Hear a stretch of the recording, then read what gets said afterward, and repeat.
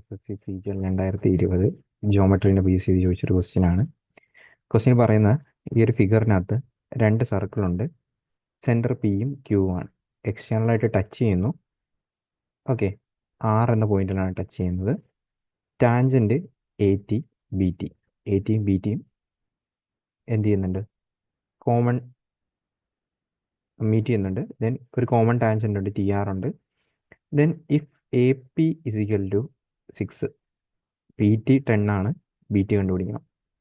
അപ്പോൾ ഏറ്റവും ബേസ് ആയിട്ട് അറിയേണ്ട കേസ്, ഒരു പോയിന്റിൽ നിന്ന് സർക്കിളിലോട്ട് വരയ്ക്കുന്ന ടാൻജൻറ്റ് ലെങ്ത് സെയിം ആയിരിക്കും. അപ്പോൾ ആദ്യത്തെ സർക്കിൾ എടുത്തു കഴിഞ്ഞാൽ എനിക്ക് AT = RT അല്ലെങ്കിൽ TR എന്ന് പറയാം.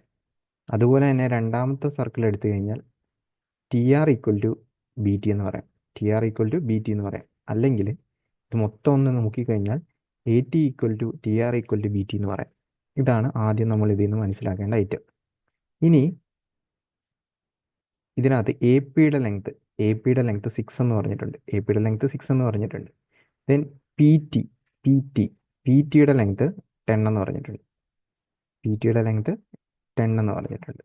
ഓക്കെ, ഇനി നമുക്കറിയാവുന്ന കേസ്, ഒരു സർക്കിളിൻ്റെ സെൻറ്ററിൽ നിന്നും ടാൻജൻറ്റിലോട്ട് റേഡിയസ് വരച്ചു കഴിഞ്ഞാൽ അത് പെർപെൻഡിക്കുലർ ആയിരിക്കും.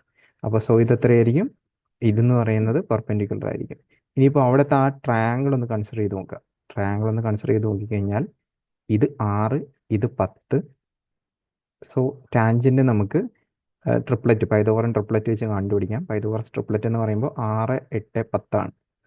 അപ്പോൾ ഇത് 6ഉം 10ഉം ആണെങ്കിൽ ഇത് 8 ആയിരിക്കും ലെങ്ത് വരാൻ പോകുന്നത്. അതായത് AT യുടെ ലെങ്ത് എത്രയായിരിക്കും? 8. AT യുടെ ലെങ്ത് 8 ആണെങ്കിൽ TR 8 ആയിരിക്കും. സോ BTയും 8 ആയിരിക്കും. സോ 8 സെൻറ്റിമീറ്റർ ആയിരിക്കും ഈ ഒരു ക്വസ്റ്റ്യൻ്റെ ആൻസർ ആയിട്ട് വരുന്നത്. സിമ്പിളായിട്ട് കോൺസെപ്റ്റ് അറിയാമെങ്കിൽ ചെയ്യാവുന്ന ക്വസ്റ്റ്യൻ ആണ്. ഫിഗറും തന്നിട്ടുണ്ട്. ഫിഗറും തന്നിട്ടില്ലാതെ നമ്മൾ വരയ്ക്കേണ്ടി വന്നേ.